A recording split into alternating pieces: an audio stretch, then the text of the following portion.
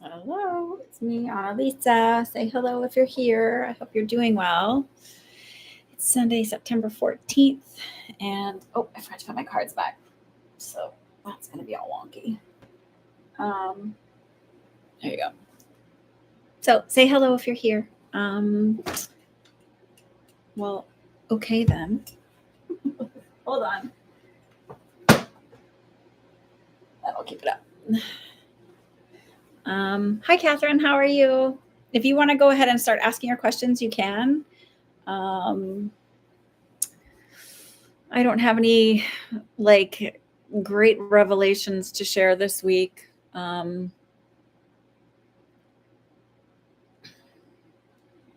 Michelle. How are you?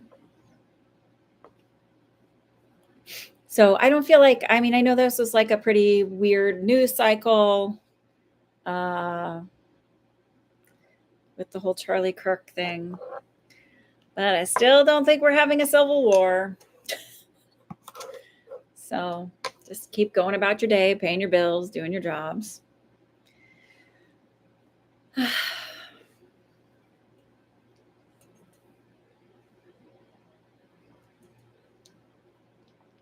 you want to ask, Catherine, if you want to ask your question, because I don't, Mariana's not here yet.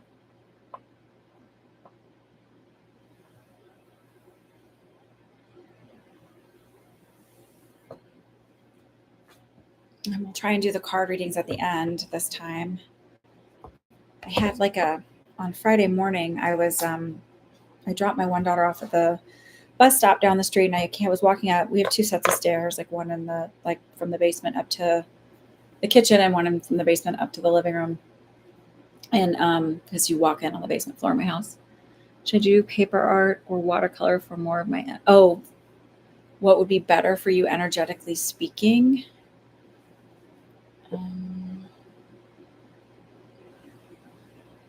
I actually am leaning towards the paper art. I feel like the watercolor has a learning curve that will sort of frustrate you initially and take the fun out of it. And I feel like you need to do the paper one first, and then you branch out into the watercolor one as a way of if I'm frustrated, I can step away from it and do this other thing. Whereas I feel like if you did it in the reverse, you would almost walk away from the art rather than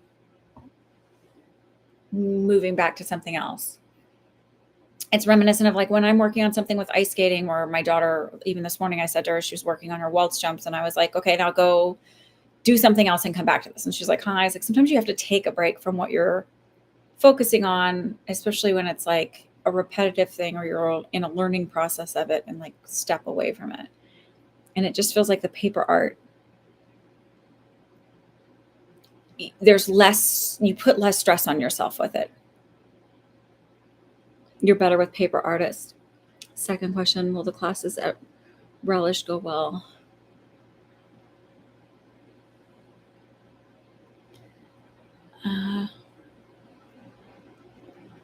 I feel like this is I feel like the initial class, I feel like I'm almost tumbling. I feel really anxious about it. And I feel like, I don't know if you have the dropsies that day, or so you're literally just kind of but it feels honestly, it feels like kind of a mess the first couple classes, and then you get into a groove and it's fine. But I feel like initially the first one feels kind of oh my God, what am I doing? But I honestly feel like it's your nerves talking more than anything, and not really that you're not capable of it. I also just feel like not loving transitions and the newness of things. I feel like you do a lot better just being prepared. It's such a silly example, but it's when I go out to eat at a restaurant, I like to look at the menu ahead of time and decide my food before I get there, because I feel like this is where I talk about I might be undiagnosed neurodivergent, autistic maybe, because I feel like the social aspect of it. I mean, not even if I even if I'm with family and people I know, there's the social aspect of it, and there's also the extra sensory stuff. It's noisy, it's whatever. just all the different sounds, because my ears tend to pick up like everything behind me and not like somebody talking to me in front of me. So I notice all of the background noises. It feels like that, like I just want to somehow be able to be prepared before I walk into this, and I can't. Like there's no way for me to just sort of like get settled so that I can process everything else. Hi, Mariana. I don't know if any of that makes sense. Does that resonate when I say that to you?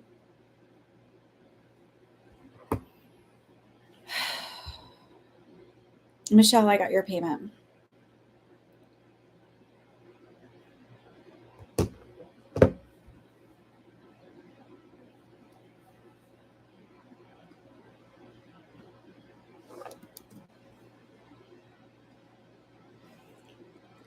That makes sense. It's in a cafeteria, so it'll be noisy, and I'm autistic. Oh, okay. I'm like, that's why I'm getting the references of like my daughter and like just the like, and even me, like with the preparing ahead of time, like just, yeah. So I would say the best way to prepare, like make sure you do all the kind of accommodations that you can for it.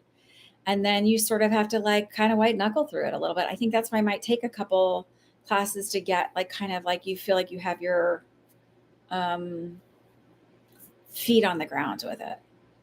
I feel like it'll go well. It's just one of those things of like it just takes a little bit of time. Um, and I think that I, I know that it can be more challenging when you're neurodivergent, especially like the sounds are so much like I was like telling a woman last night that my daughter went to a birthday party and it's her mom. I'm friends with her, but like, we're still don't know a lot about each other. And um, she lives around the corner. Her daughter's always here, and well, not always, but she comes over a lot. And I was saying how like I don't really love movies anymore. I used to love them, and now that I have kids, and I'm sort of like always having to juggle everything in my brain about everything that's going on and all the mental load that happens, and then hormonal changes that happen as a woman as you age that sort of like remove all the protective like your progesterone and your estrogen are protective for your sensory input stuff. And so if you have sensory input, like anyway, so like I'm just rambling, but my point was, like I said, like I don't love movies anymore. Like I'm okay watching them at home because it's so loud. So I always have to wear earplugs. I don't love 3D because it makes my eyes feel weird. I don't like my husband wanted to go to like these like where the seats vibrate and like it's like a 4D experience, which is like I don't love that. So I went to one and I was like, yeah, I don't know that I want to ever do it again. And then he picked a movie without telling me one time. You could turn the seat off, but like I could still feel everything vibrating through everybody else's seat. And I was sort of having a low tolerance for sensory stuff that day. And I just like got up and walked out. I wasn't like huffing or anything. I was just like, I just kind of walked out and I sent him a text and I was like, this is just too overwhelming for me. And I will see you guys when the movie's over. But it's like one of those things. And if you can't, like, you can do what you can to accommodate for it. And yeah, everybody has a transition period that's like a little bit harder and people get nervous for things. But I try to remind myself of that, even though it's different. Right? Sorry, it has something on my tooth, which is like gross, but whatever. I can't stand sitting here bugging me. So I just feel like it'll be like that like it'll feel kind of awkward or whatever. But if you just kind of roll with it, and I try to remind myself that like everybody's kind of awkward, and like even the people that are like seem like they have it together don't. And I think doing so many readings allowed me to give myself that grace that I didn't for a long time. And then I would just avoid things, the newness of things, because I was just so like feeling awkward and weird and like I was the only one experiencing it. Like, yeah. So all this demon work that I do, people say like, that's the devil. Like it's actually offered me a really great healing space and to try and share that with others. So I don't know. So, and now that when you say that you're ADHD, like it makes a lot of sense too, like the feeling of like that frustration level being just a little bit beyond doing when you're doing the watercolor stuff, that like you might give up on it. And it's the idea of like, don't give up on it. It just feels like you need to have something else that so you can step away from it a little bit and then like kind of come back to it. Um, no, not initially, right? But I do feel like sort of stepping into spaces where you do things where, and it's more about building confidence than it is about talent. So, it's like I keep seeing like craft shows at like schools and like local craft shows, and kind of like preparing yourself that way as a way of building confidence, and like also kind of getting an idea of what people gravitate towards. Because when you're making money for something, like you can either make something that's totally you, totally like out there and creative and huge, and you got to price it pretty high so that you're making money off of it because it's really a super niche thing and not everybody's going to be buying it. Or you find what people like and like mainstream, and then you can like mass produce that. It doesn't have to be that flashy or whatever, but you're going to sell more of them. And it feels like trying to get a hold of like what people really like, where you're not going to be miserable making it. But then you can make steady income over like versus doing, selling a $10,000 painting, that kind of thing. So like there's this woman that does these, I don't know if you've seen her. It's so incredible to me.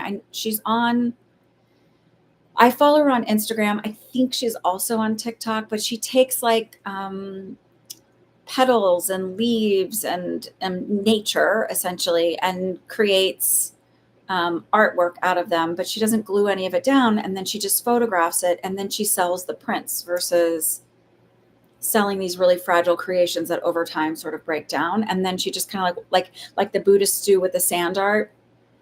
When they do the mandalas with the sand, you just like, you do all this incredible artwork, and then she just like brushes away and she starts with her next piece. Oh, the classes at Relish, will they make money? Yeah, I mean, I do feel like it. I feel like it's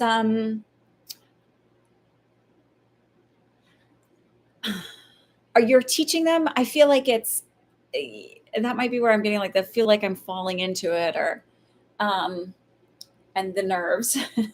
Yeah, I feel like it's a little bit slower, like the first two classes, and then it sort of like gets a little bit more word of mouth and takes hold a little bit more. So do what I did when I was teaching, and I still will teach more psychic development courses. I'm sorry I haven't like really done all the things that I want to do in my head. I want to do a whole lot, and then it's a matter of like getting it out here.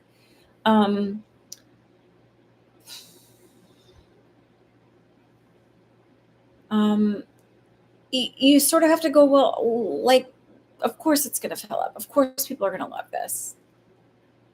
And I also feel like it's like advertising it in the right ways, like putting it out in the right places.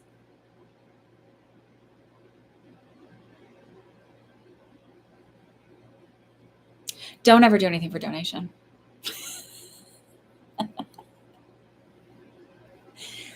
As a small business owner, there are no big businesses, nothing that ever does anything donation. And I say that with all the love in the world, but you're going to have a lot of people that go, oh, I can only donate $1. I can't donate anything. And that's great, but you can't eat for free, and you can't, you have to pay bills and everything else. And you're putting your knowledge, your work, your expertise, and everything into it. There is no big business that's doing anything for free. Michaels isn't doing classes for free. Williams Sonoma doesn't do classes for free. So this idea that the little guy should do classes for free is absolutely fucking absurd to me. You could do them for a donation, and then I promise you'll find your worth very quickly. So I used to do donation-based readings. And then I did a reading for a woman, and I felt like a good reading. And she gave me a bottle of shampoo. It was a fancy bottle of shampoo, but she was a hairdresser. So I know she got it through her work. Like, it wasn't like she went out and spent the money on it. And, so I sort of felt kind of like that was the moment where I was like, oh no, I'm worth more than this and I need to start pricing myself. You may undervalue yourself, but to say that you'll work for free is absolutely absurd. Don't do that to yourself. I don't recommend it to anybody. No, nobody wants to work for free. And so nobody should expect you to work for free. I get the idea of wanting to help others or like share your abilities with others, but nobody's wanting to share your bills with you. So let's not do that to yourself. That's the worst idea. The only way I think you could ever get away with doing like a donation based thing is if you're creating a course or a downloadable item that is like you've put the work in, the effort in. If you made $100 off of it, that was your time and whatever to do it. And anything above that is gravy. That's when you do donation based. But when you're in person teaching, absolutely don't do that. Don't sell yourself short.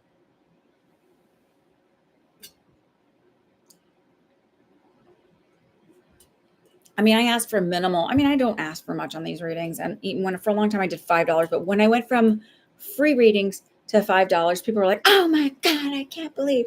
But when I was doing free readings, people were like, well, you didn't get to me. And I'm like, but it's free. Like, what is your problem? Like, I don't need to bleed myself dry for you. That's insane. So yeah, I don't ever recommend that to anybody.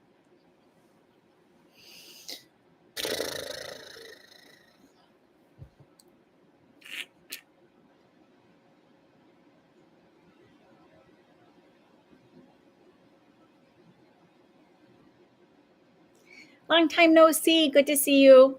Oh, I need to change this from top chat to live chat.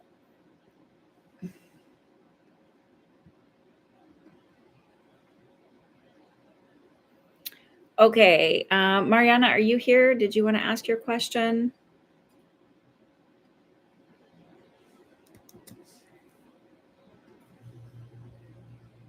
Oh, there you are. We're going to see a larger apartment upstairs to see if we liked it to buy, but need to sell our current one. That apartment has water leak problems, though. Which apartment has the water leak issues? The downstairs or the upstairs? The upstairs. Hmm.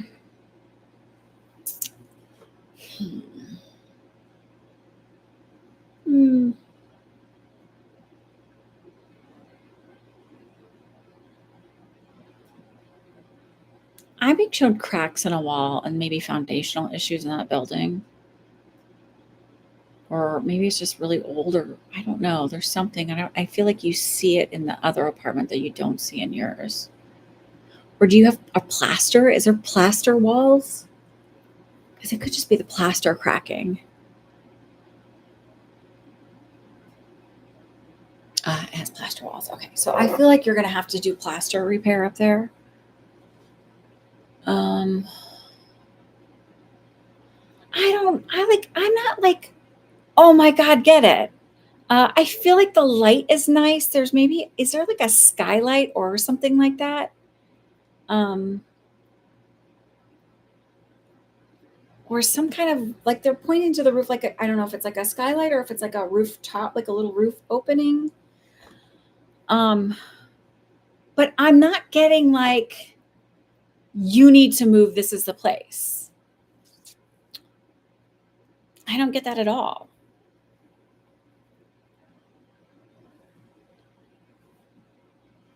There's terraces and balconies. I still don't get like, it's funny. I don't get like, oh my God, you have to buy this place. I'm not telling you not to do it. Go look at it and trust your intuition on that one. Like go look at it and get a feeling when you're in it.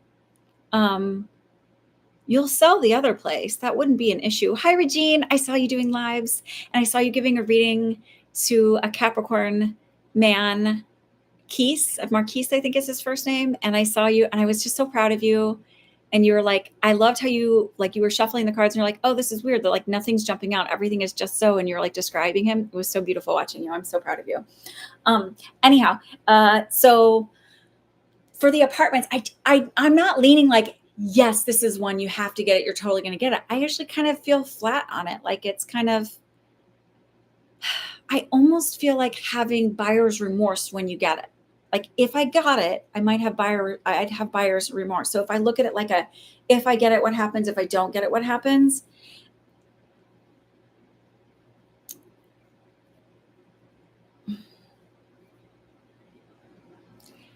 for the terrace, is the railing kind of like a bubbled out railing? Is it like a, there's more detail to it. It's not just like a flat railing. There's something decorative, detailed about it.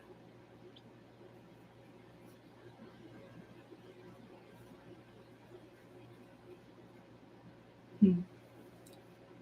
Yeah, I mean, I'm not going to tell you don't go look at it because that's just about the silliest thing ever. Like, go look at it and trust your intuition. I don't feel like if I bought that, I would. I feel like if I bought it, I'd have buyer's remorse, and that it's not necessarily money pit, but I just feel like I'd be sinking a lot more into it. And if I stay in the smaller apartment, I actually get to go out and have those third space type places, and I get to go out and like do more and enjoy more. And it's not that I'm in my apartment that much anyway, kind of feeling. Like there's this idea like if I had these terraces and I did these things that maybe I would have more people over or more dinners outside, but I almost feel like you wouldn't. I also see like, does it have like saltillo tile, or I don't know if you know what that is, or like something similar to saltillo tile, because I feel like there's some cracked tiles out on the terrace.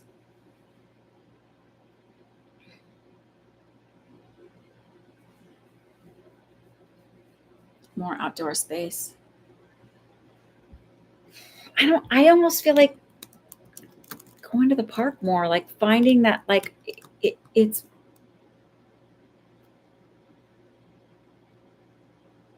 you can get that same feeling without needing to go to this bigger apartment. And I feel like buyer's remorse when I get there.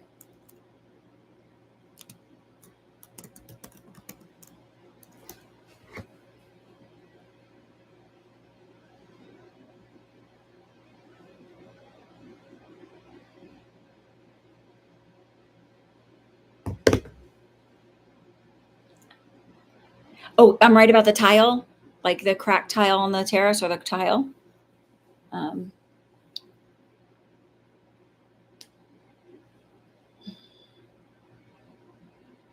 you're very welcome. Michelle, I think you're up now. Pardon my yawn. I didn't finish telling the story. I was like telling I was walking up the back stairs after dropping my daughter at the bus stop. And like it just like tilted my head just slightly back. And all of a sudden, like the world was spinning. And I think, you know, those like little ear crystals you get. So I was like trying to do it's called a Sibley maneuver. So I did that twice, and I did it on like the left side, and I did it again on the right side. And I ended up having to cancel ice skating. I was very bummed. That was my week.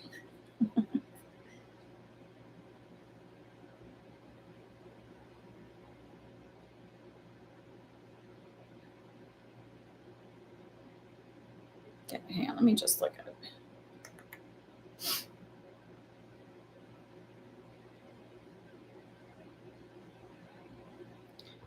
Okay. I have a new position that is going well, but I want to transition to a wellness based business. I'm looking at taking massage therapy or learning more in the wellness space. Am I on the right track? Um, yeah, but I feel like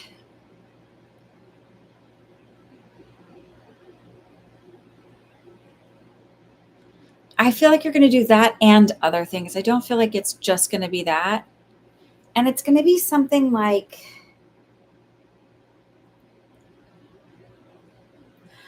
not a straightforward massage therapy, or something like lymphatic massage, or where it's like not as backbreaking. I don't know, or like there's something a little different about it, where it's not like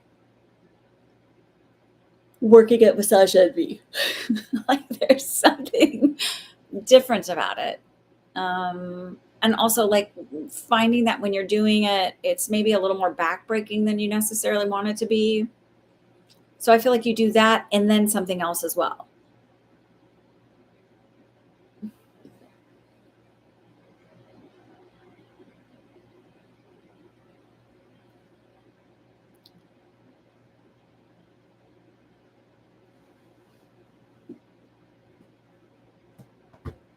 Um, I don't know what this is because I'm like, is it herbal therapy or maybe it's even starting to study like a little bit of like Chinese medicine or working with somebody that does that. But because I keep feeling like there's something about putting something in the mouth, but it does, I don't know. I feel like I always have multiple interests. There's nothing wrong with that. This idea that we have to have like one thing we like and we can only ever do that is so absurd to me. Like, I think now that I'm like, older, and is it estrogen that makes you like, tolerate a lot of bullshit? Now that mine is waning, I feel like I'm like, oh, well, this world is like really absurd. Like, it's so bananas that you're like, your child should be out of the house at 18 and like living on their own and making all their decisions. Mind you, like their frontal lobe isn't fully developed till, if they're neurotypical, 25 to 27, and if they're neurodivergent, like 27 to 30. So, and then you're going to live to be like what, 80 something, 90? It's just absurd to like think I need to know what I want to do at 18. I can only have one career forever and ever. I mean, we're complex beings. To have one thing that you like or one interest is strange. And to lambast somebody for having multiple interests is weird too. Something in the mouth sounds funny. I do feel it will be something that is new for people to heal. Yeah, I don't see, this is the thing, is like I don't know if it's like working with herbs, or I'm not fully understanding what it is, but it's like there's something in the mouth. I don't know what that means. I don't know.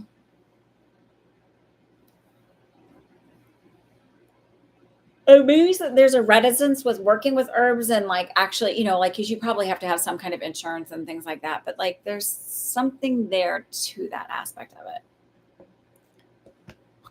So maybe it's like, maybe you do some kind of nutrition or wellness thing where you also work at looking at nutrition. Maybe supplements. Yeah. Mm. But Jean, I got your payment if you want to ask your question. I mean, I'm constantly, my husband says to me one time, he's like, oh, is that what you're working on now? And I'm like, because I have ideas all the time. And then it's like, what can I stick with? What can I put through? And then it's also sort of like taking the pressure off myself that I like have to have like only one interest. Like I like to do things sometimes just to do things. Like my sister-in-law at one point, she made jewelry and sold it on Etsy. She's doing something else now though, but she works like in an orthodontist office. But like I remember I was like just doing metal stamping. Like I just bought some stuff to do. And she's like, oh, well, like, are you gonna, like, seriously? Like she was all stressed about it. And I was like, no, I just wanted to try it because it looked fun. Like, I don't care. I'll buy a million different craft things to do and try them and see if I like them, or just have them because I can use them later. But I don't want to like get all serious about it. Like when I was baking, I still bake, but like I was like, I like cake decorating, and people are like, you should sell these because they were like really nice looking cakes and cupcakes and stuff. And I was like, yeah, I don't want to do that. Like I sometimes I just want to learn something just for the like sake of learning it and having joy with it. What That's like one thing I love about ice skating. Nobody's like, oh, are you gonna like go perform somewhere? Like nobody asks that. And it's like nice because I'm like, I'm just doing this for fun. And like I think people don't understand that, and living in a capitalistic society, that you can just pick up something and do it just for the sake and the joy of it. You don't have to have this end goal of like making $1 million or anything else. And I think I confuse people because I just like to do a lot of things for just for joy. You realize you sent for an email payment this week and never. Oh my God, you did? I didn't even notice that. I thought, what's funny is I had somebody pay for an email reading yesterday or the day before. And I was like, I thought there was another email reading this week. Now I'm like, I went and looked back through the payments, but I didn't see your name, Miss Regine. So I'm going to give you a free email. Like, so you'll get 2 email questions for that because I feel really bad about that. I'm sorry. Oh. Did you do it through my website or did you just send it?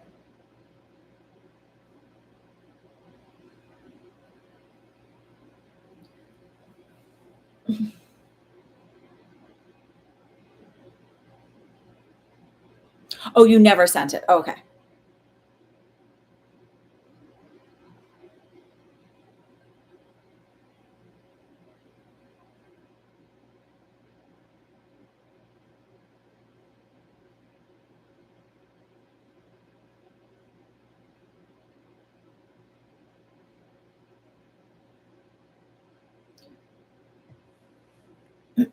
Okay.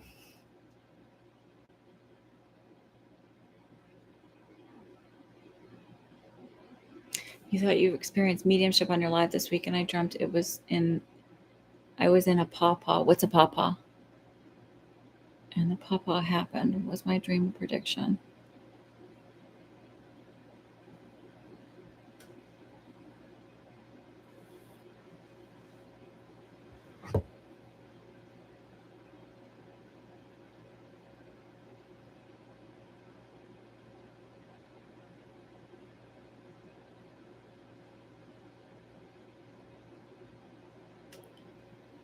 You don't have to send you don't have to send it. I should have emailed you. I just didn't see it because it didn't go through my website. So it didn't like when I was like refreshing and stuff. So I'll do the free readings. Um wait, what's a pawpaw? I do get that your dream was a prediction, but I don't know what the pawpaw is. So I want to know what that is. Um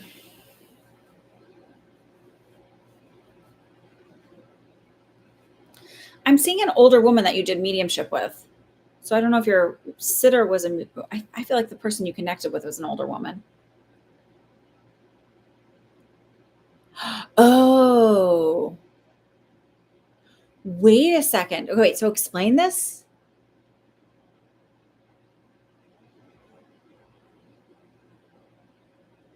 An old woman, yeah.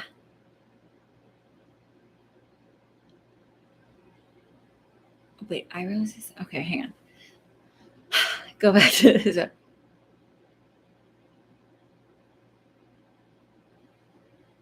What was your dream? I'm curious about your dream.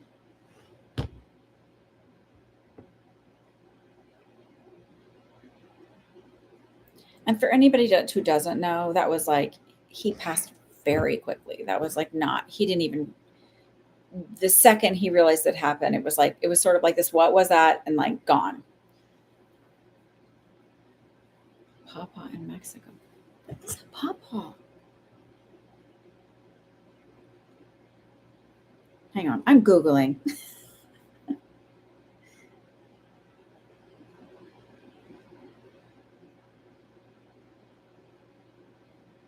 I don't know what a pawpaw is. There's a fruit called a pawpaw or some kind of small tree, big impact.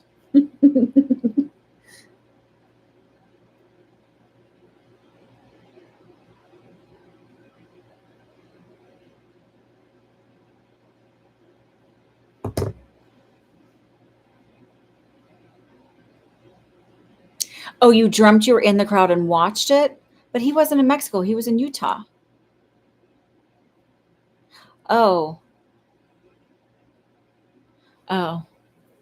Um, like a pew pew. um, yeah, I mean, people, I think when there's big events, lots of people will have predictive dreams about them. I always think it's interesting though with like whenever I get them. So I have like one around 9/11, or I have them all the time around things that will happen directly to me in my life, not just around like those things. But when there's big events that happen, remember that everything is happening all at once. So it's easy to kind of tap into other threads of things.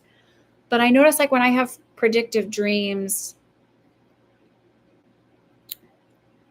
I'll tell you my 9/11 one, but like when I have ones that are like me in the moment with, I'm always like, it's like I'm dropped into the moment and I have no context of like what happened to bring me to that moment. Or so I had a lot of dreams around, like I had dreams around my uncle dying. When my mom had two brothers, her second, like they were like, one was the oldest and then there was the second old, there's four kids. So there's two boys at the top, and then my mom and her sister, her younger sister.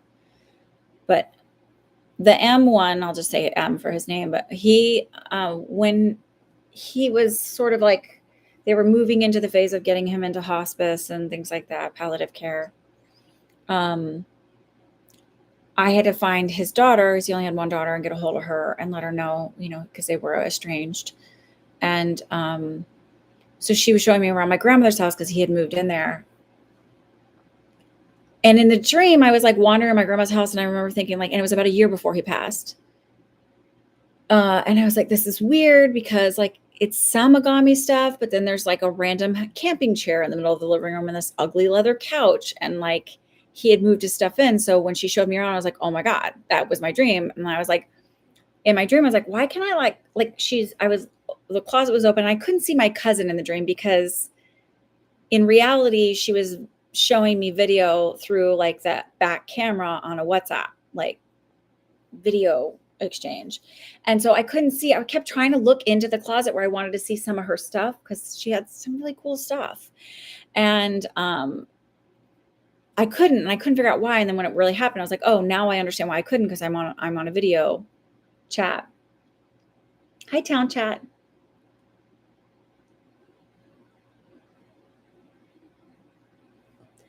Wait.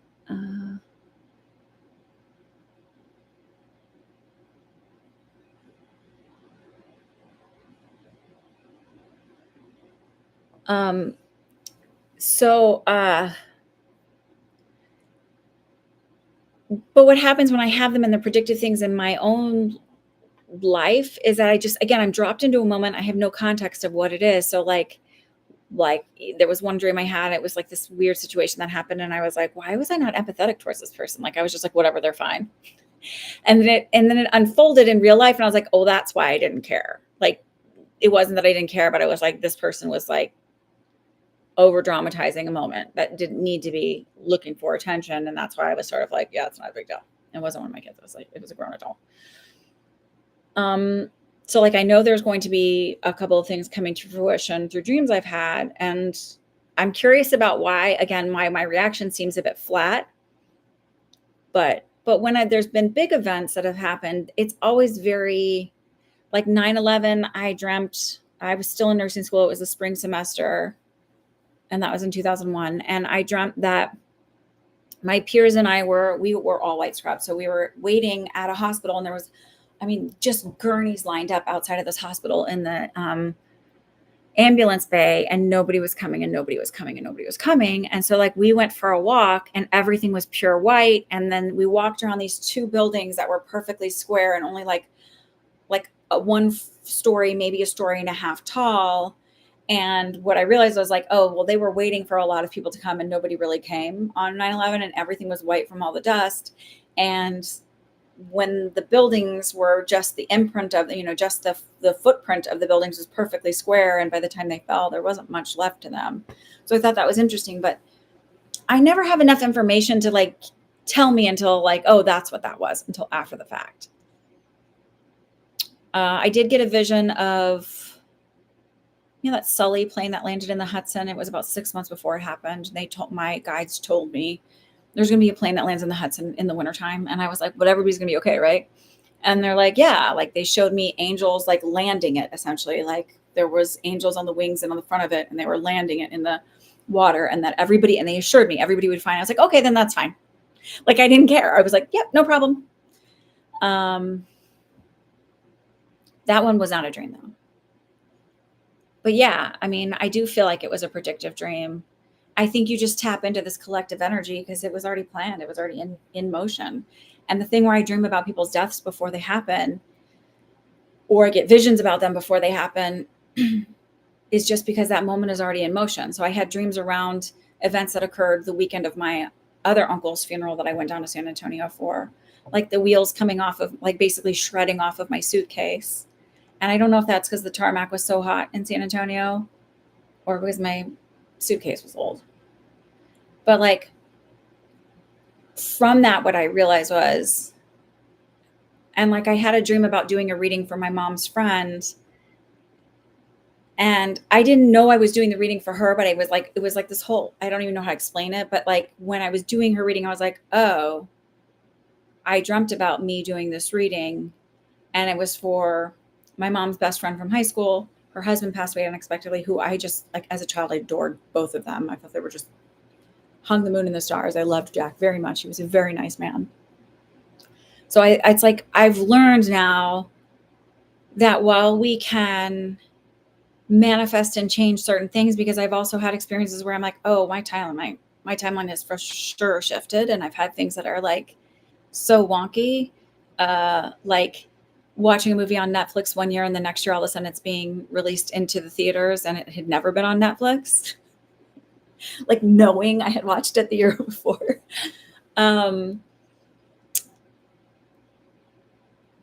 like we can manifest and change certain things, but there are certain aspects that are set in motion and there is no moving them.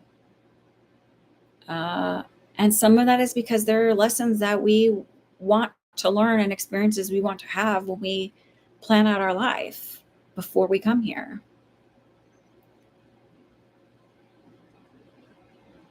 Oh, you're very welcome, Regine. It felt so real. You could hear, yeah. And that's what it'll be when you have a dream like that, is like it will feel very real. The more that it happens, I'm realizing now that almost a very, very good majority of my dreams are predictive dreams. Um, you can feel the difference. That I do have some memory dreams, like things that I've blocked out, where I'm like, oh, they just feel different than the weird convoluted dreams, like of like random stuff, astral travel more. These ones are different. And you'll start to learn to suss that out and figure that out, which is which. And you'll also start to learn that, like, it's not scary in the sense that it's like, well, like, death is inevitable. And humans will always be way more scary than any sort of entity is. I think humans are so much more vile. Sorry. But in many ways, incredibly unforgivable. You had a vision like back in 1995 about the plane front wheel was going to have an issue. I predicted it in November, and the incident happened in December of 1985. Yeah.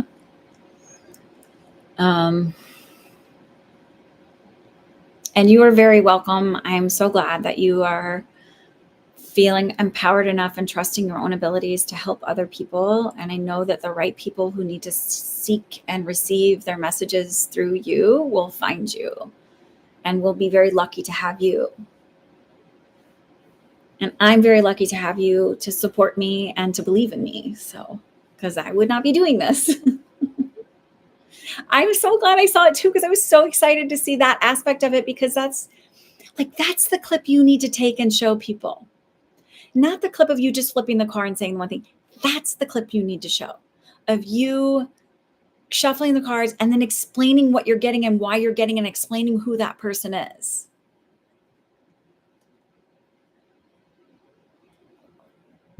Because that's that's what being psychic is. Anybody can flip a tarot card. Anybody can flip an oracle card. And whenever I see somebody going, I'm a psychic, and they're just doing the oracle card, I'm like, no, stop that. Like, you're being a vessel right now, but not that same kind of vessel. Like, and I want you to lean into you showing that aspect of it, because first of all, that's what they were showing me for you to do readings ago, but also because that highlights how fantastic you are. And like, why not do that? I think I probably town chat. I probably looked that person up at that point and then forgot about it, because that's how my brain works. Sorry. You're very welcome.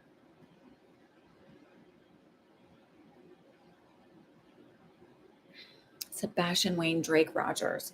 I think I probably said, I was jokingly, that they sound like a serial killer because they have 4 names.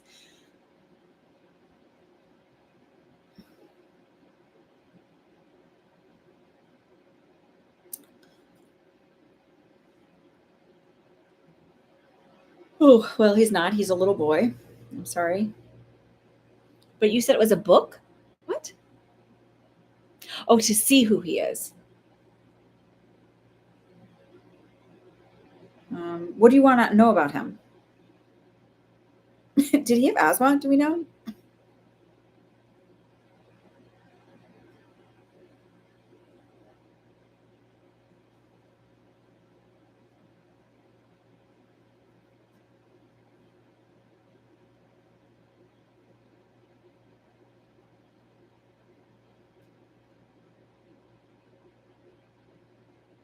He's autistic. Poor baby.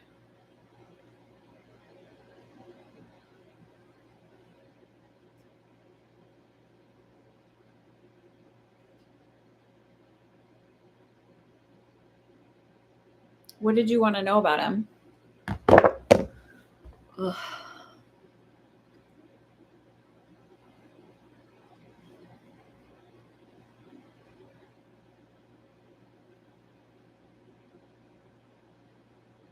Can I ask first, how are you connected to him? Is this just curiosity? And I'm going to say this too. When I connect with energies, sometimes it's hard for me to tell if somebody is alive or dead because energy doesn't feel dead to me. Souls don't feel dead to me. I do feel like there's something where I felt really like I had a hard time breathing. So that's why I asked if you knew if he has asthma. And I feel like either I've headaches or I had a head injury. Prone to ear infections. I have some grinding or something that I'm doing because my jaw feels tight. And I also feel like my teeth feel sore. I don't want to predict whether he's dead or not. I really have to be honest with you. Not in this sort of a forum. I don't feel like it's appropriate. Uh,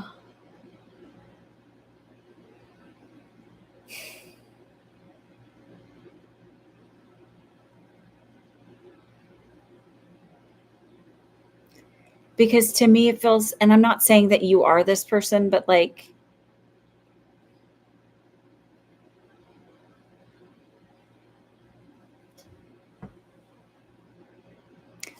if you were the FBI, I'd be like, yeah, meet me and let's do this quietly on the side. Or if you were a family member, yeah, let's do this quietly on the side. But to do in this form and feels like that, like voyeuristic sort of energy behind it. And I don't feel that that's appropriate.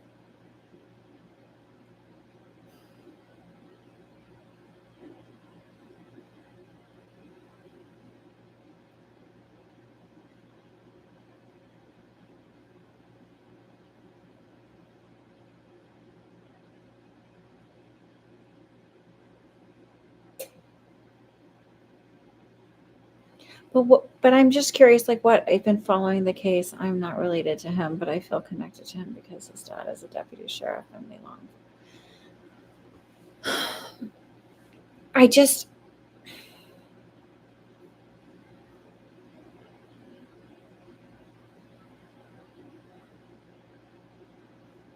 I know that. I still don't feel appropriate doing it. I really have to be honest with you. I would be happy to read for his family and do the work on the side, but I just don't feel good doing it in this format. Um, I know there's other readers who will do that wholeheartedly, but I have children. And if something tragic happened to my child and some rando was reading on my child because somebody was curious because they felt some kind of connection to me and didn't ask my permission, I feel like that's such a violation of energy, especially because he's a child. Um, I mean, I am getting feelings and hits on it, but I don't want to. I don't want to read. I don't want to. I don't want to read on it for you. If that makes sense, like you're not his family. You're not asking for it, and I just feel like it's a boundary crossing that I don't want to make. Um, so there's one of the tenets of the spiritualist church, which I am a reverend for, is the idea of We are responsible for all of our actions and the energy that we put out there. There's no outside force working against us. Like there's no devil or demons making us do anything. We are responsible, everything that we do, good and bad. And I don't feel like it's bad. I just feels like it's such a violation for me to do that. There are other readers who would want to do that. And I would encourage you to find them if that's what you want to do. I just don't feel like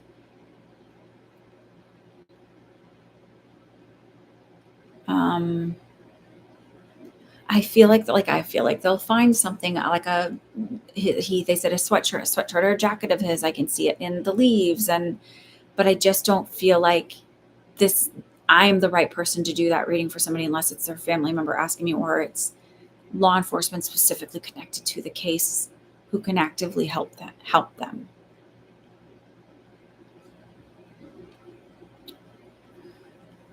Again, it's kind of like that the golden rule. It's also part of the tenet of this thing is like do unto others as you want unto you. I would not want somebody randomly connecting to my kid's case if something happened to them without my express permission, because to me, again, it just doesn't feel right. And I'm not saying you're doing anything bad. It just, I had somebody like when I was like first started, I was like kind of doing my classes, and there was someone who I'd gone to a message circle at Holistic Studies Institute when my mentor was still there. This is years ago. And like 18 years ago. And some woman just like the circle was over. We weren't in the circle, and she just randomly read me, and it felt so violating. She didn't ask permission. She didn't say, "Hey, I got a message." She just like spewed out this stuff. It just felt not great.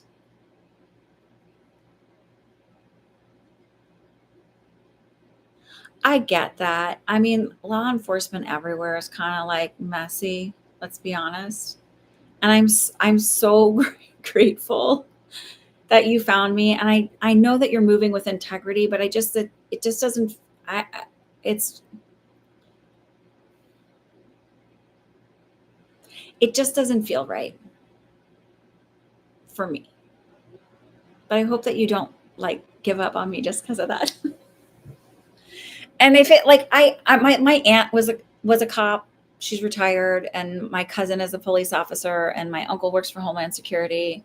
I'm not in contact with them, but like um I know like there is a brotherhood, if you will, there.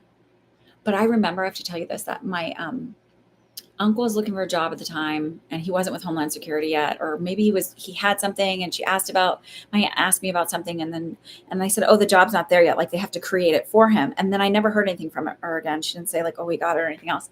And then I was like, "Hey, whatever happened with that?" She goes, "Oh, well, they had to create the job for him." And it's so funny to me because there are some people who I've known forever who just don't want me to, or want to let me know I'm right about things. I think it freaks them out because I also got a thing where I kept having dreams about my uncle. Like, I can't remember what he's wearing. I think it was women's lingerie and like makeup. And I told her one time, and she kind of had a funny response. And I was like, huh, I wonder if he does that. I don't care if he does. Like, whatever, it's your own proclivity. Like, whatever you want to do is your thing. But like, I thought, huh, I wonder if maybe he does do that. And like, she doesn't want me to know. I think maybe I freak people out a little bit.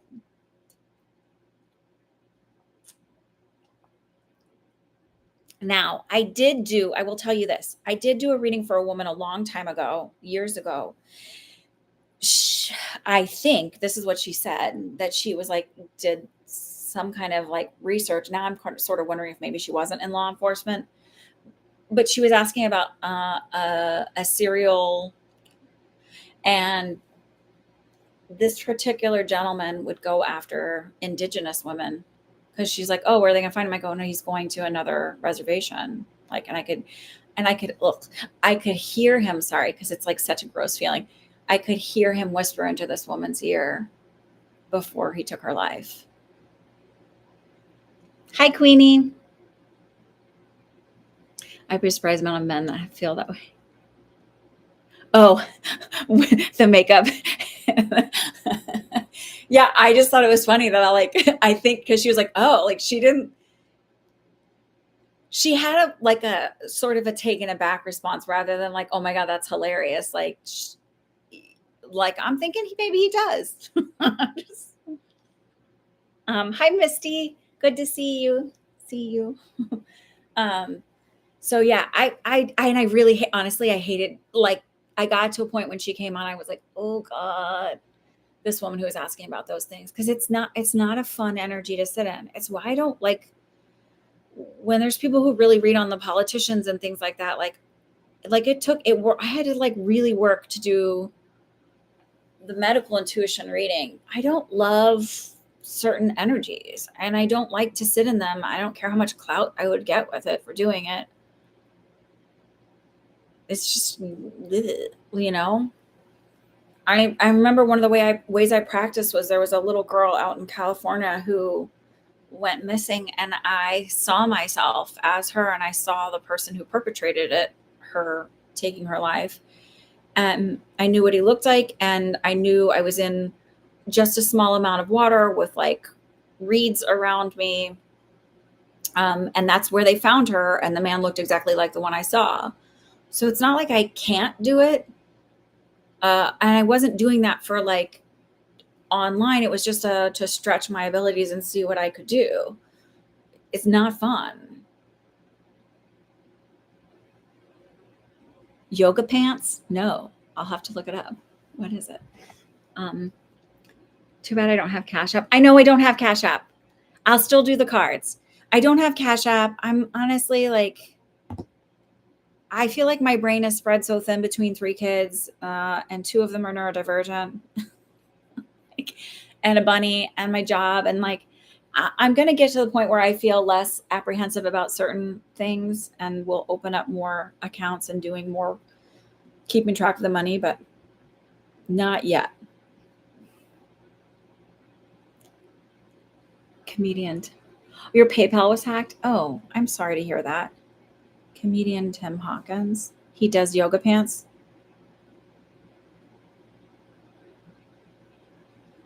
My cousin was in, I don't know if I can tell this, but whatever. Fuck it. This was a few years ago. He was stationed in Afghanistan for whatever they call it when they go away. A deployment. And I was like, oh, we were doing WhatsApp. And I was like, oh, where are you at? And he's like, and he showed what looked like just desert. And then I saw like a little thing way off in the distance. And I was like, doo, doo, doo, doo. And I was like, oh, there's 2 guys in there. And I looked like what would be like a front for it was like maybe a brick making factory, but like a front for whatever. And I was like, oh, it's like they have like mafia energy or whatever. He's like, well, they're worse than that. They're Taliban. But he's like, yeah, we're watching 2 guys. So I'm like always amazed at what I can get. You know, he didn't tell me who they were or anything else. And I don't know if he was supposed to, but it's a funny song. Okay, here, hang on. I think I put it in to search for it. So I have it. So I'll play it. I have it like on my little, so I'll play it later. So I'm always amazed at what I can do. And I am picking up stuff on that little boy, but I just don't, I think I also think of that Sylvia Brown thing where she like predicted and she's like, he's dead. And like he wasn't, he was found.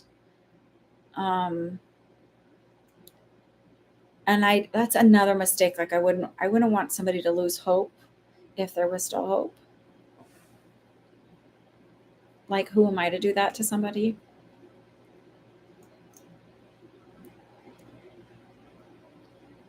Okay. Does anybody else have any questions? You guys want to do some cards? Let's do some cards. I think I got all of the, oh, Allie, do you have a question? And then we'll do cards.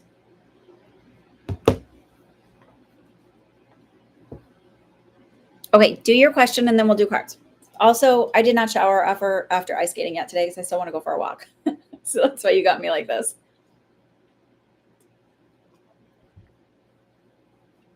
Okay, I'm going to start picking out cards, Allie, while you're asking your question.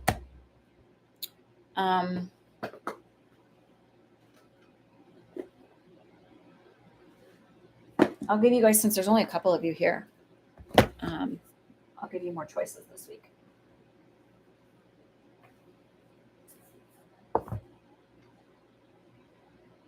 I have to let these books fall for a second.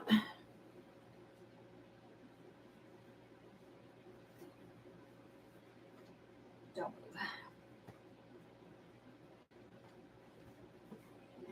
move. Will I ever move out of my town? You will. It'll be a little bit. I honestly feel like, I know you don't love it there. I feel like you leave for a little bit, but then you end up coming back, but not, I don't know if you'll live there or just outside of it.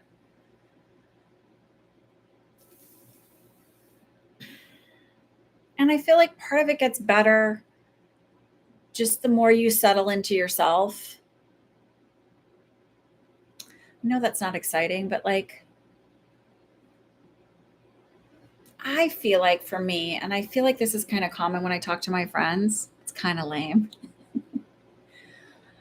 I would say my town is like, it's not like we have like crazy nightlife or anything, but like there's a lot of hiking, and I don't live far from New York City. I'm only like 15 miles outside of the city. So it's easy to get in if I want to do stuff, but there's like plenty to do. But I also just feel like it's like you don't have your people yet. And then it's also this idea of like, I got to this point when I was like, I think when I was like 38 finally, where I was just like, IDGAF, you know what I mean? Like, if I'm not showing up the way you want me to show up, if I don't look as good as you think I should look, you're getting me 100% every day, and 100% one day is not the same as 100% the next day, you know? Those are tarot decks. But there is astrology. My colleague deck fell down here earlier. Sorry, I knocked it off. No, I can't find her. Where did she go? That's Tea Leaf. Hang on. She fell back behind here. Oh, there you are. You didn't fall. I moved you. Okay.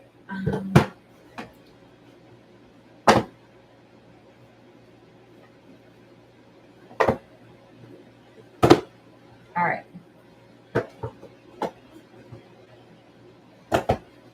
Yikes. Okay. Try not to knock everything. Ah. Okay. I forgot to bring my other deck. I did my reading today from I like the transparent oracle decks and the transparent tarot decks, but I forgot to bring it up. Well, that's like, it was what was holding these books up. Okay. Allie. Okay. So you grew up in the city. So I think that's why. Yeah.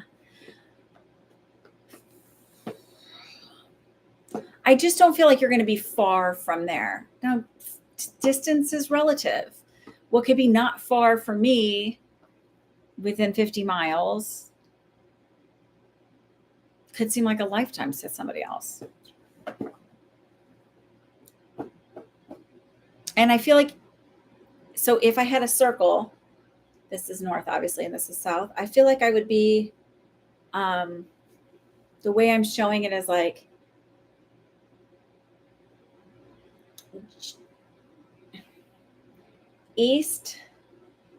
somewhere east to southwest of there, but like southwest at like a 45-degree angle. If I were to draw a circle around the center of it and mark it off into, quadrants.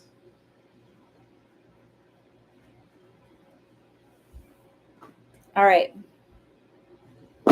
Let's pick some cards. Kali, first of all, who wants a card reading? Put your eye in there, me, whatever you want to do. And I'll show you the decks I have. I have the Kali deck, the daily guidance from your angels, past life, messages from your angels, crystal wisdom, inner child, wisdom of the oracle, enchanted map, spirit animal, wisdom on puffies, Greenwich Oracle, Magic and Mediums Oracle, or Tea Leaf Fortune cards.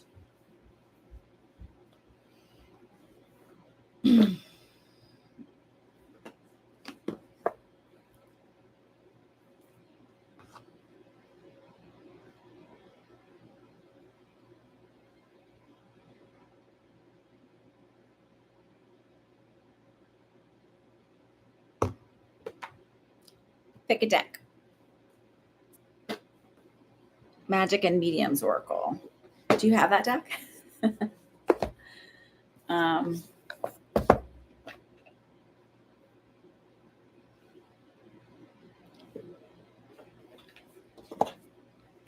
You're very welcome.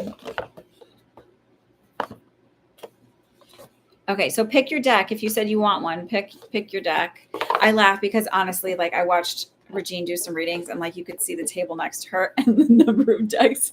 It looked like she had 300 decks. All right, so let's do Regine. What card would be the most helpful for Regine today?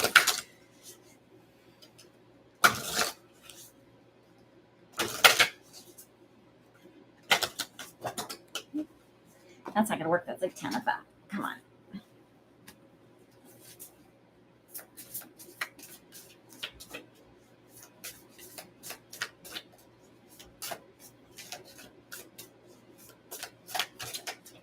So it's funny. I can almost feel your energy, Regine, being like, oh, get a good one, good one. And then like, do you remember that game show where it's like, no whammies, no whammies?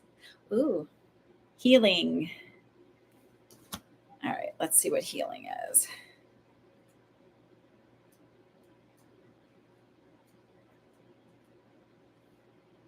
And then I brought my reading glasses, so hold on.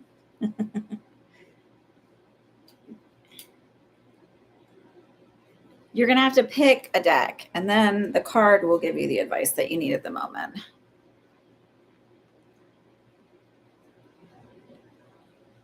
Okay. Oh, these are dirty. Okay. It's fine. They'll have to do. Okay, ready? Curing or curative, prescribed or helping to heal. Fears, resentments, and addictions can, with time, become toxic and impede your own advancement, leaving you unable to fully heal yourself. Angelic healing reminds us that we are never alone and can always receive powerful spiritual assistance in leading healthy lives of love and light. All you have to do is ask and expect to receive for this healing to begin. Angels will then confirm their presence in your life by speaking to you in your own language. And a coin or feather appearing randomly along your path, miraculous events occurring, and the constant witnessing of angel numbers, synchronous numbers like 1111, 222, etc. Begin healing your life by working with angels. To do this, just invite the archangels of love and light to provide healing. No, that's like Archangel Raphael and Gabriel. Knowing that once you ask, they will then begin to guide you to receive their healing that serves your highest good. You can invite specific archangels into your life for a particular purpose by inviting them by name to influence your life. Archangel Michael is notorious for helping people sever the cords of fear in their lives, while Archangel Raphael is popular for all-around healing.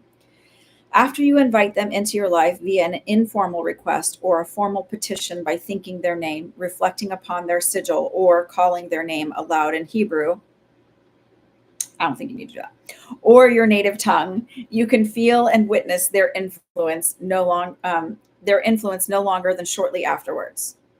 That's just written weird. Pretty quick after that, you'll feel them. You can then decide to deepen your relationship with these angels by working with angelic crystals like selenite, angelite, kyanite, receiving crystal bed therapy sessions, and by attending Reiki healing circles. You just got to ask them for help. Make it a lot easier. It was upright. So their keywords are surrender, relaxation, clearing, deprogramming, Reiki support, release, cutting psychic cords, peace, healing hands, miracles, intervention, hope, and sex. And then divination, which I kind of like, is you will see manifestations of your ascension.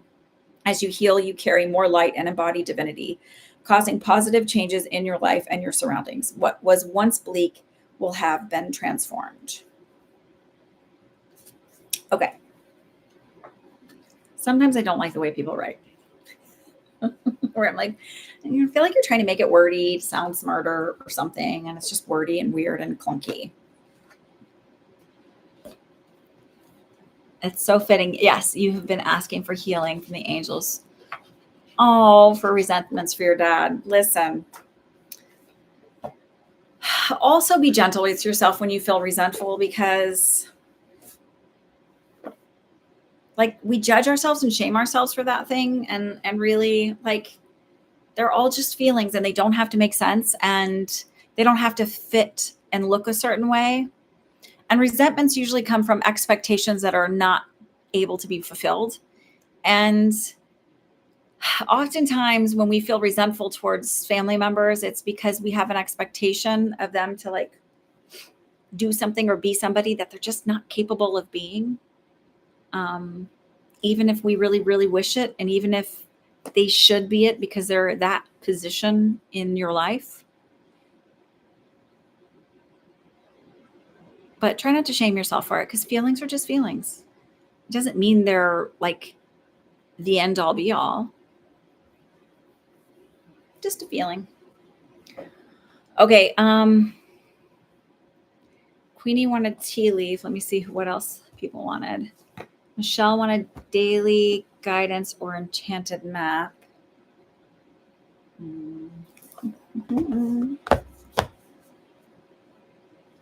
Okay. I'm just set them here to like figure out what everybody wanted.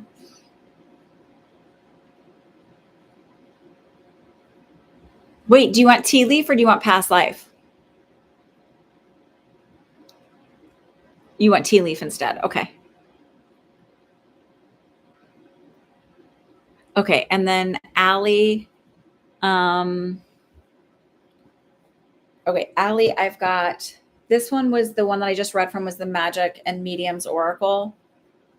The Enchanted Map, daily guidance from your angels, tea leaf, fortune cards, past life, crystal wisdom healing, the Kali Oracle, spirit animal, inner child, wisdom of the Oracle, messages from your angels, Huffies, and then I've got my Green Witch one. Misty requested past lives. Okay. Where did my past lives one go? There we go. Okay. So Allie, let me know. I don't know where Misty, where you were. I don't see you on this, so you must have requested up here.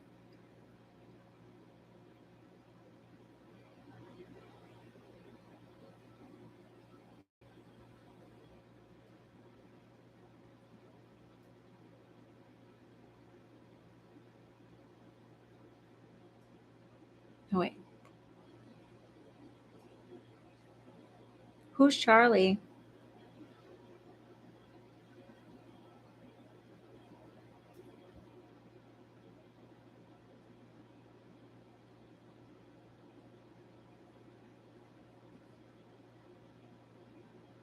You like hear messages from the angels. Okay. Proton chat. Okay.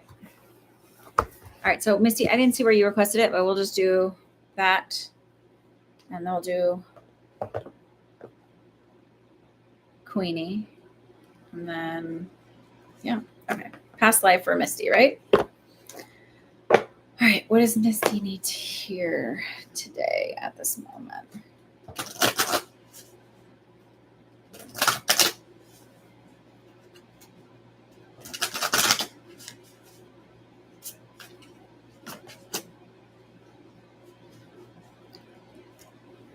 Food and hunger.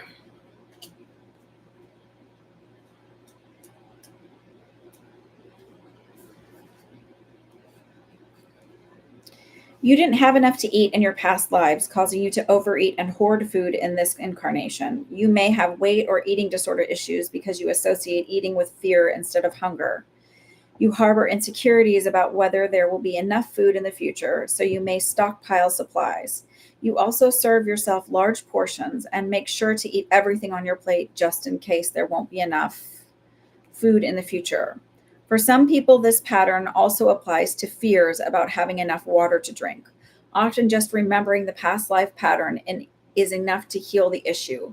Understand that the past is over and you will not repeat it in this current life. The goal should be to learn from it and then to let it go. Also, let fears of deprivation fade away, as they are no longer necessary. Open yourself up to abundance. I will tell you that when I've had blocks in this life, just knowing like the issue that I had in a past life was enough to clear that block. And then I moved on. Like I was trying to get pregnant with my oldest daughter and I was having a hard time and I didn't know why. And I ended up doing a meditation and I saw myself in this past life, which now is like the Indus something region, near, my friend told me it's near Pakistan, but because I was like, I saw myself actually take my own life and I had indoor plumbing and it was like, but I knew I wasn't in this time period. And, but my child had drowned while I was doing laundry by the river. And, I, then like when I figured that out, I was able to get pregnant like very shortly afterwards. So Allie feels guided to tea leaf. When you get to me, I would like to hear. Okay. You do get upset when you don't have food. So perhaps that's connected to that. Where did my box go for this? Where did you go? There you are. And it's like people are like, well, what do you do then? It's like literally just the acknowledgement and awareness of it, that it's not really this life. It's like enough to let it go. So perhaps maybe just healing, like if you do have an issue around it, just sort of this idea of like, I release this fear of lack in all directions of time and space and all incarnations, to release it and let it go, that I am safe, I am abundant in this lifetime, I am healed. Sort of like setting that intention. Okay. Queenie wanted the tea leaf one.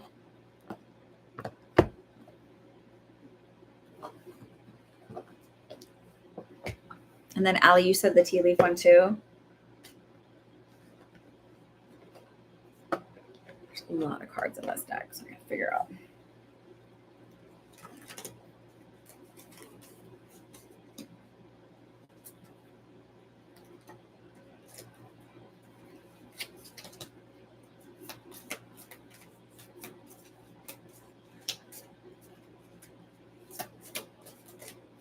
Oh, one flipped. Okay. You got the axe, forces working against you. Let me read it.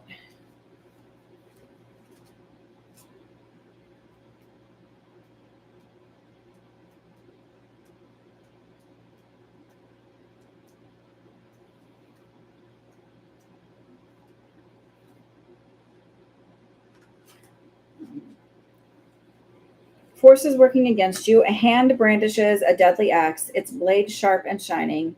It is impossible to tell if the hand holding the axe belongs to a man or a woman, or when and where the axe will strike. The axe is a warning to be very careful, as there is danger in the air and there's no telling from which direction it will come. Okay, let's find it. It says check connecting cards to reveal the nature of the danger. Let's do it. I don't believe in doing doom and gloom, so I want to give you another one, because that would like leave you in the like, oh my God. It could also mean just to be more aware, be more, like the feeling I get is like to be more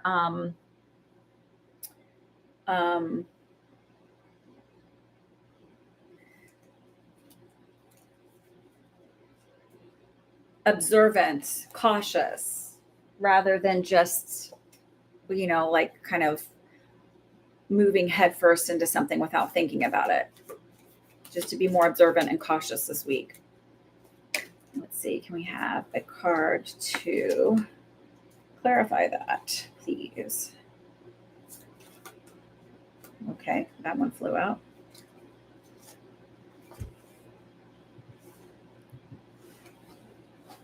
Okay. Ugh. A fly, a period of ill health and depression. Good God, what are we doing to you? Remember, for entertainment purposes only. A period of ill health, depression. A fly drinks from a glass of stale, spilled wine. Pieces of moldy bread and cheese lie around the glass. This card is a warning that you could face a period of ill health, either physically or mentally. It could be that you are not paying sufficient attention to your health. This symbol cautions you to reevaluate lifestyle. Okay, so remember I just said just be observant. So maybe it's just about being observant. It doesn't mean ill health, doesn't mean death or dying. It could just mean like, maybe you accidentally cut your finger or something. If you're not being observant and aware of like when you're using a knife at home or something, you got a little ouchie on your finger. So spend this week just being a little bit more observant. Hopefully that's helpful. That was for you, Queenie. Okay. Who else was there? Please tell me. Got Allie. Michelle wanted daily guidance from, and then Regine, did I get to yours? Yes, I did. So Michelle wanted daily guidance or enchanted map. Let's do enchanted map. Or do you want daily guidance? It's okay, CB.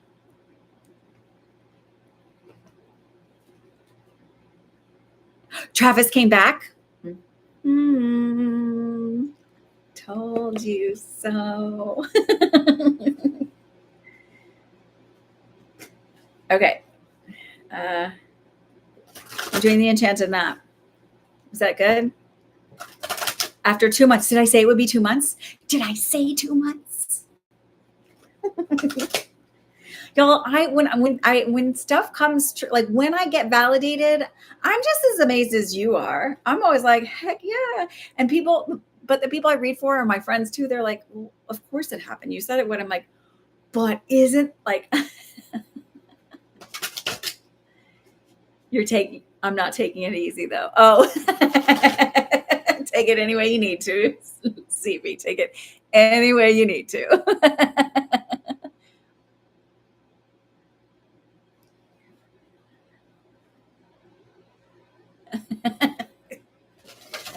Listen, no need to put your eggs all in one basket. All right, this one is for Michelle. What does Michelle need this week to hear? Michelle, let's not be messy today with our energy. What do we need to hear this week? I pulled like 3 cards, so.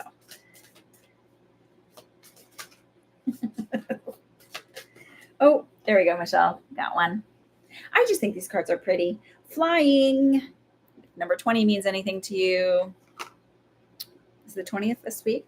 Oh yeah, Saturday. Next Saturday, a week from yesterday. Where's my book?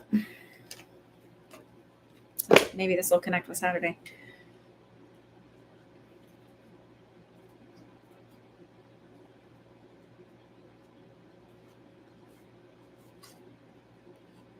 You have the power to see things from a higher perspective. If you were a bird flying high in the air, what would you see? When you soar above life's challenges and opportunities, a new perspective becomes available. Today, you have invisible wings that allow you to swiftly bring your circumstances into alignment with your highest purpose. This is a sign that your waiting is over, that all your hard work has paid off, and things you hoped for are no longer beyond your scope. You have the ability to reach the stars and find one with your name on it. Spread your wings and soar. The angels are waiting for you. That was a pretty one. Okay. Who do I have next? Let's see. That was Michelle. And then, wait, hang on. So who else do I have now? I'm sorry. I'm totally lost. Town wanted messages from the angels. I did Queenie's. I did Allie. You wanted the tea leaves. So I'll do Queenie's and then Allie's. And then CB if you want one. Queenie wanted messages from angels. And town wanted messages from angels, not anal. Sorry. Queenie wanted, sorry, I'm trying to keep it all straight in my brain, which is not straight. Wait, Queenie, I did the tea leaf for you. So I should have written this down. This is for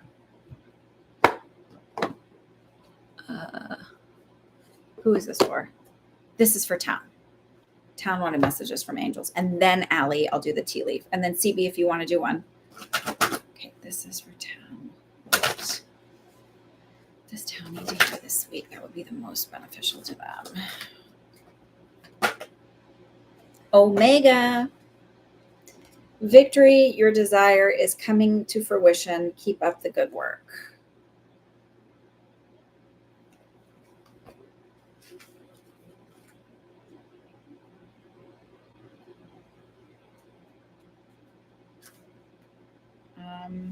Congratulations, you have chosen to follow your divine guidance, and the universe is flowing in natural rhythm with your decision. When you listen to the messages that your heart whispers, you swim in natural synchronicity with the tide of your life's purpose. Stay relaxed and confident and keep moving forward with happiness and grace. If along the way you notice problems occurring, then it's time to stop and center yourself. When problems occur, it simply means that you're temporarily out of sync with the universe's rhythms. There is no need for analysis or shame when this occurs. Simply pray or meditate, breathe deeply, and wait until you feel strongly about your next move. Your victory is inevitable in this situation, so you needn't worry that temporary problems will thwart your desire. Whatever happens is supposed to happen, and when it happens, it's the correct time. Release your doubts to heaven and rest assured that a happy outcome is yours.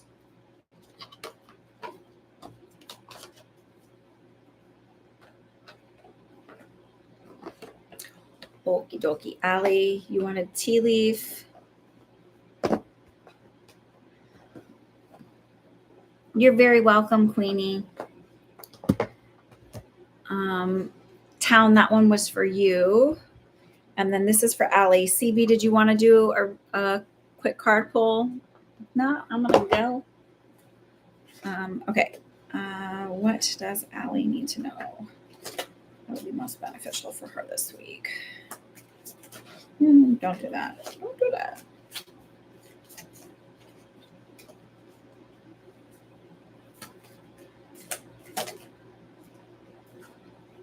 Sun, happiness and well-being. Oh, you can see that, sun. There we go. Try not to get it to have the shine. There you go. I was holding it weird, right? Where's my book?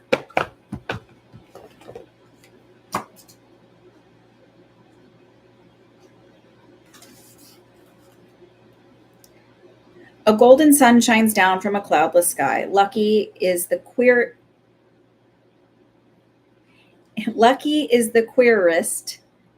who chooses this card, as the sun will be shining on you, filling you with happiness and a sense of well-being. That's lovely. All right, CB. Why don't we do this tea leaf one? No? Let me see. No.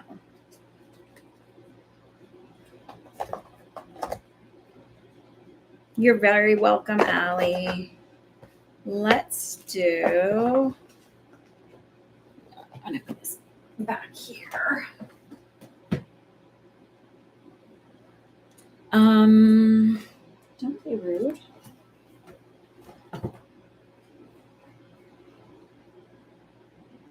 Okay.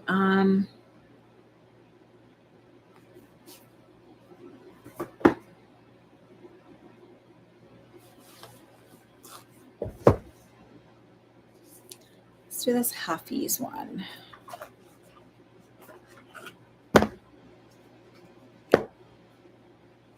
What does he need to know today? The most beneficial card for her today.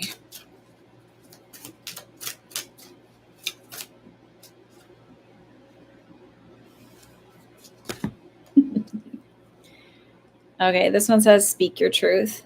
I think these cards are so pretty. I don't know if you can see it. That's a dragonfly on it. That might be something for you, like a validation for you this week is a dragonfly.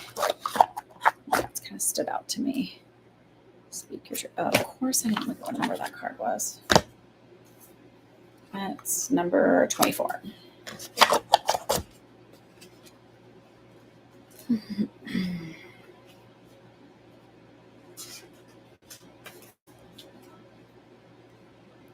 The truth of who we are changes until you can hear the Buddha say, "You are the very root of me," and you know that in the soul of your soul.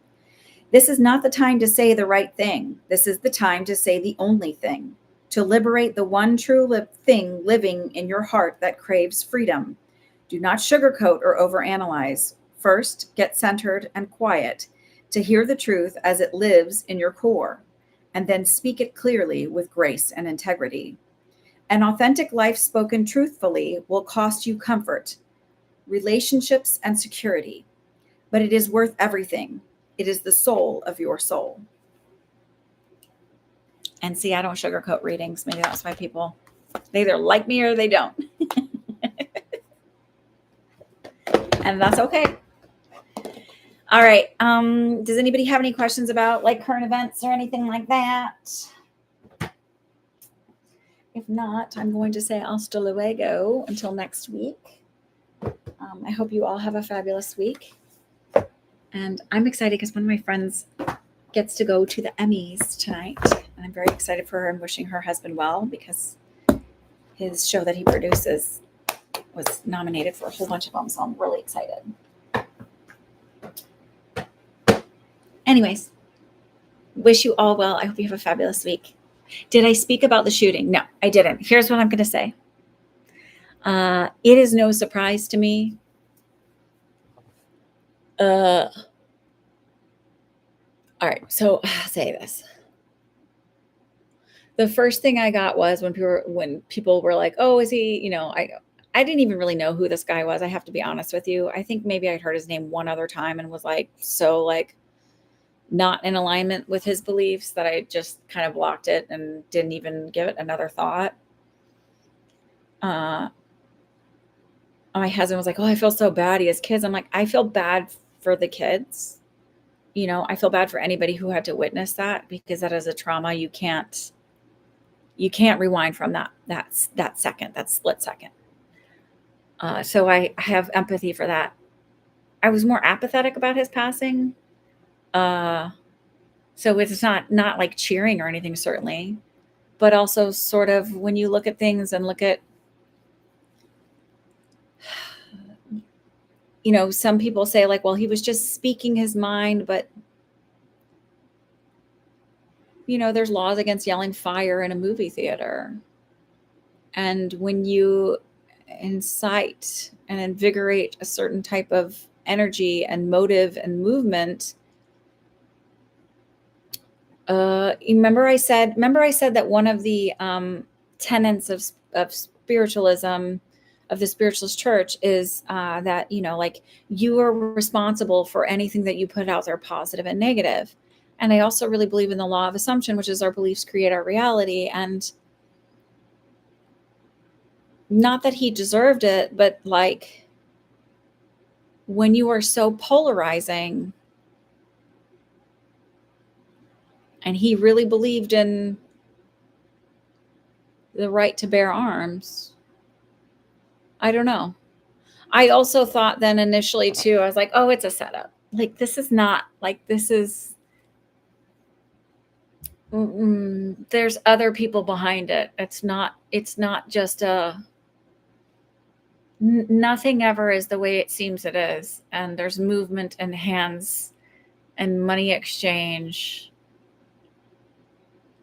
There is more to it than what meets the eye.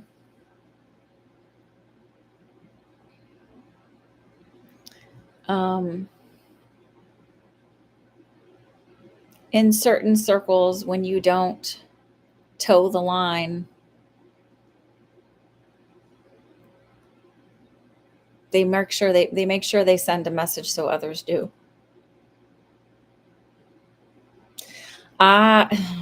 I have feelings that it's more than the list. So it's more than the list. More than the list. And even the list and the other thing that I think it is are quite intertwined.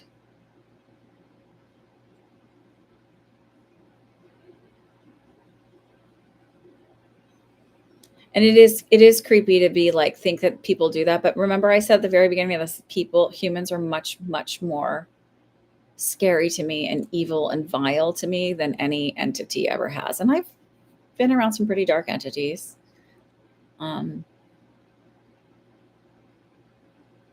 But they have also almost have a different kind of code of ethics that humans don't seem to have. They respect boundaries more. I had somebody show up.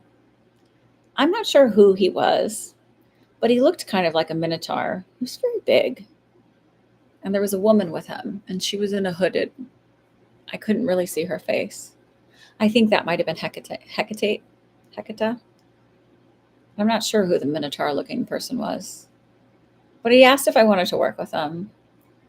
And his energy was nice, and I would have worked with him. But I said, but there are things that you carry around you that aren't necessarily you, that scare my children, and they're mischievous. And I'm not willing to work with you until that's not the issue. And that was it. Like, it was like, okay. There was no, do what I say. I only see that with humans. And that's weird to me. And that's scarier to me. I think it's weird to want to control so many people for what? Like money? And what is power? I mean, that's just so obscure, really. And it also comes from a really small place. Like tiny, people are like, oh, they have a really big ego. They have a really tiny ego. Those people that want to drive and control other people are just tiny. And like the darker energies that I've connected with, like the, whatever, I don't know. Again, it's like it makes more sense, but that stuff that humans do doesn't make sense. No, they don't need a hobby. They need mental health healing stuff, because that comes from like a hoarding place, right? Like hoarding all the money, hoarding all the control.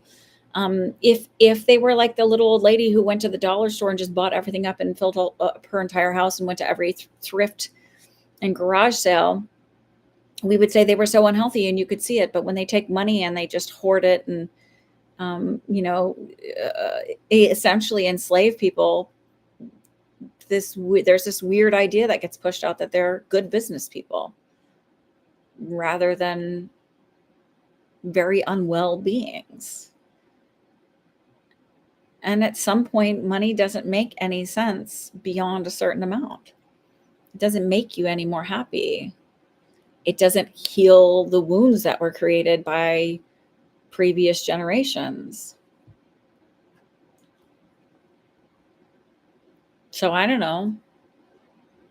I really just wish everybody learned about the law of assumption. But the core part of that is that our beliefs create our reality. So like you should look at how you speak to yourself, your belief around yourself. And when you heal that and you start having a really healthy self-concept and you start understanding that you don't have to believe these words that are put upon you by other people, when you heal that, then you start to see the world differently too. And you start to move through it differently.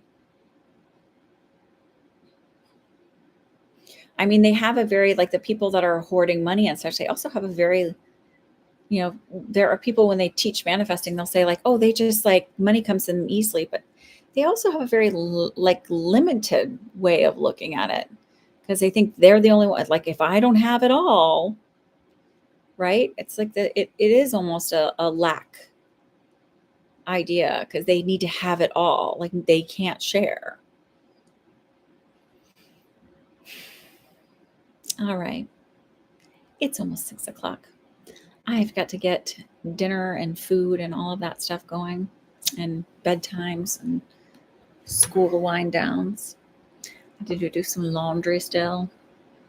I hope you'll have a fabulous week. But I guess that's what I see about it. Like I don't see that it's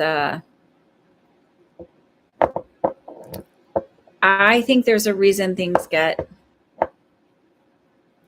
pushed a certain way, nationally televised a certain way, narratives pushed a certain way. And I found it interesting that like Bibi and the White House person either tweeted or whatever at the exact same time. And also white is, I don't know, it's all weird. It's all weird. And the world will get to be better. It's just going to take some time. Okay. Good night. See you next week. Enjoy your week.